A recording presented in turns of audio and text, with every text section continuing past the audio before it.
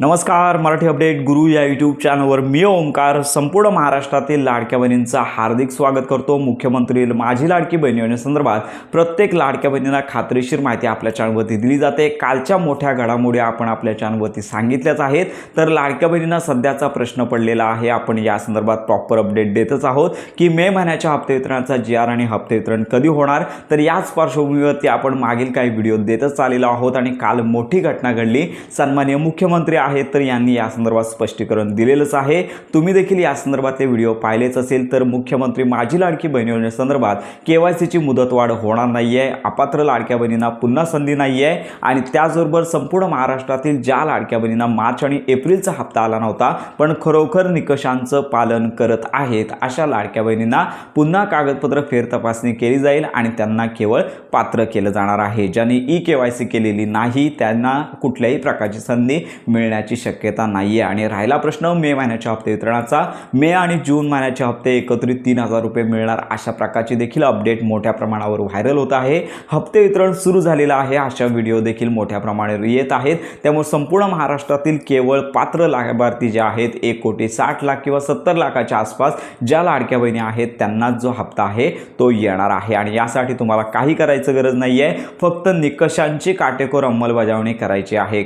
कारण लक्षात घ्या की याच्यामध्ये कागदपत्र पडताळणीची प्रोसेस ही कायमस्वरूपी चालू राहणार आहे। त्यामुळे याच्यामध्ये देखील जर लाडकी बहीण अपात्र असेल तर कदाचित त्यांचा देखील लाभ आहे तो पुढील काही कालावधीपासून बंद होऊ शकतो। त्यामुळे लक्षात घ्या, पात्रच लाडक्या बहिणींना आता पुढील लाभ आहे तो येणार आहे। फक्त ज्या लाडक्या बहिणींना मार्च आणि एप्रिलचा हप्ता आलेला नाही आणि अशा लाडक्या बहिणी खरोखरच पात्र आहेत, तांत्रिक कारणांमुळे त्यांच्या फॉर्ममध्ये एरर आलेला असेल तर त्यांनी प्रतीक्षा करायची आहे। साधारणतः हा महिनाभराचा कालावधी त्यांना फेर तपासणीसाठी संबंधित विभागाला लागू शकतो आणि त्याच्यानंतर फेर तपासणी झाल्यानंतर ज्या लाडक्या बहिणी पात्र होतील त्यांना पुन्हा हप्ते वितरणाच्या प्रवाहात आणलं जाणार आहे। त्यामुळे फक्त ज्या लाडक्या बहिणी खरोखरच पात्र आहेत, ज्यांची KYC झाली होती, फेब्रुवारी मार्च हप्ता आला नव्हता, अशाच लाडक्या बहिणी पात्र असतील तर त्यांनी प्रतीक्षा करायची आहे। त्यांच्यासाठीच एक आशेचा किरण आहे की त्यांचं हप्ते वितरण सुरू होणार। मात्र KYC केलीच नसेल, निकषांमध्ये बसत नाही आहेत, पुरुष लाभार्थी आहेत, गव्हर्नमेंट सर्वंट आहेत, तर अशा लाडक्या बहिणींनी